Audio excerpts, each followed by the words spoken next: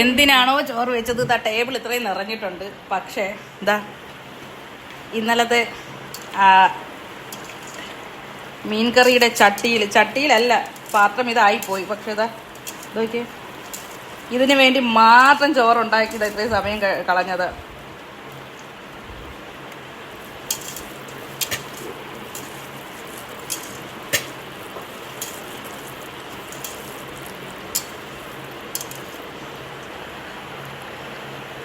ഗംഭീരം.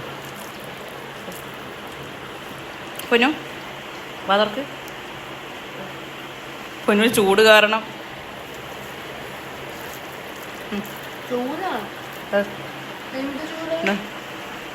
ഓഹോ കിട്ടിയ അവസരം.